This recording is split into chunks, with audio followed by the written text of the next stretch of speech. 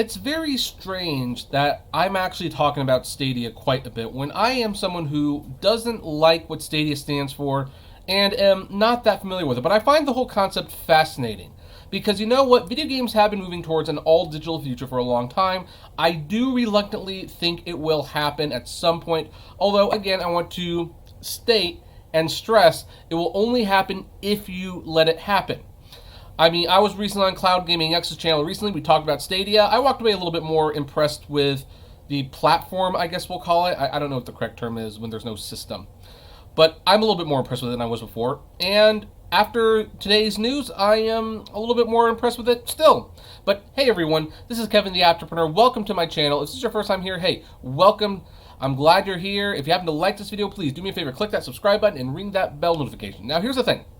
Selling Stadia is always going to be tricky. I mean, the numbers don't lie. People just are not embracing it the way they have Xbox, PlayStation, and Nintendo products. Because, well, first of all, Microsoft, Sony, and Nintendo, those are brands that people in gaming trust.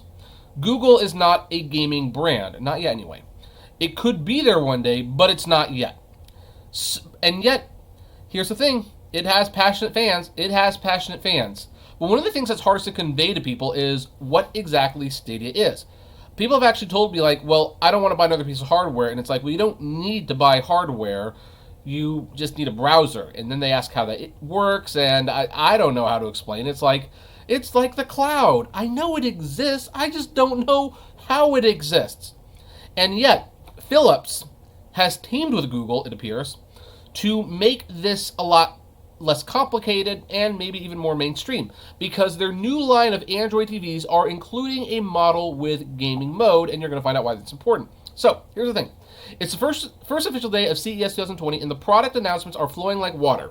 Today, Philips is rolling out a few new series of Android TVs, including one model that's optimized for gaming, including Google Stadia. Last year, a leaked timeline pointed to Android TV being the next big player for Google Stadia, and with the platform supposedly picking up native support for the game streaming service sometime this year. While that future hasn't come to fruition just yet, Philips is getting ready for Stadia with one of their latest line of Android TVs. The Philips 5905 series of 4K Android TVs, available in sizes between 43 and 75 inches, is specifically optimized for console gaming, including Google Stadia. With gaming mode enabled, the TV experienced over 50% reduced latency compared to last year's Philips Android TVs. Considering there's always going to be some latency due to Stadia's internet-based nature, and that's going to always be a problem. Well, maybe not always, but it's going to be a problem for the foreseeable future. Where was I? Any efforts to reduce the local hardware's latency are commendable. That said, the reduced latency should also be noticeable on traditional consoles as well, and may come in handy to those who feel like fast-paced games like Super Smash Brothers. So, they've got more information here, and that's what the TV looks like, by the way. It looks pretty nice, not going to lie. Now, here's why this is important, and why it's important for Google Stadia. Because here's the thing, you don't technically need hardware for Google Stadia. You don't. But Google Stadia is a brand new concept. It's unlike anything the gaming world has ever seen before, and that's why I think there's like a lot of resistance to it. Now, my issues with it of course, has mostly to do with ownership. I don't trust digital platforms when it comes to ownership. You don't own it. I don't like not owning my games. And you know what? Hey, some people have said, like, hey, it's rare that a game gets taken off your console when you paid for it. Hey, okay, it's rare. Don't like it when it happens. You don't like it when it happens. So that's my biggest thing. But here's the thing. Some people don't understand what Google Stadia is. So this will be a big boost to them, because here's the thing. It might even be a selling point, even though it really, I don't know if it should be.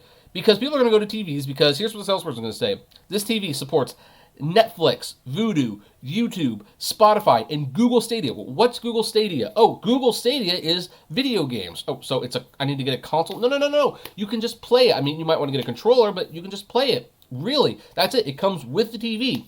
You know what it kind of reminds me of? It reminds me of years ago. This is like back in 2000. I'm getting pretty old.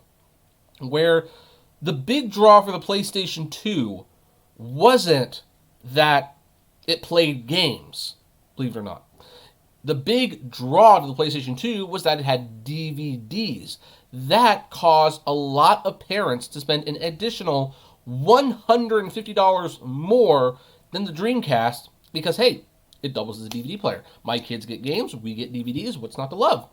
So it's kind of interesting to see this kind of going back to that style of marketing, where Philips, who, by the way, briefly flirted with video games with the Philips CDI years ago, which resulted in 3 of the worst Legend of Zelda games ever.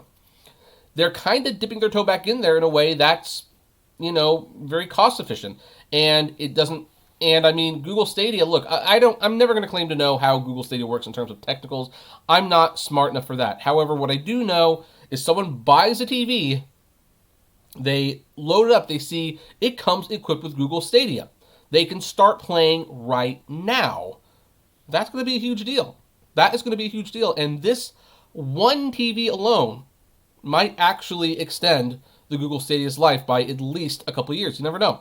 And if they put it into more TVs and it just starts to become integrated into smart TVs and they start pre-installing the app on the Android phones, you never know what could happen. This is the fact. Here's the thing. Google, they designed this thing to be on multiple screens, on multiple devices, and they make a lot of those devices. So if they put on their own devices and partner with other people, like, hey, we're going to put the app, like, it's just there, kind of like how Netflix is just there. I'm sure a lot of you have a TV right now that has a Netflix button on it. What if they start doing that with Google Stadia? Then that could be a huge threat to Microsoft, to PlayStation, to Nintendo. I think they're making a Switch Pro now. So, yeah, the future. It's going to be interesting. Now, I personally, do I still recommend it? No. Right now, I'm still very, very much on the fence. Again, it's the whole taking away the ownership thing. I just do not like that concept. But it's cool. It's a cool idea when you get down to it. Like, I can already see the convenience right there. I just worry about the larger implications. But hey, that's where we are going to leave it. I mean, why end on a sour note? This is pretty neat, and I think Google Stadia will definitely survive at least the first year. But I'd like to know what all you folks think. Do you agree? Do you disagree? I'd love to know. Comment below, like, favorite, share, subscribe, and as always, flame responsibly. Have a good one.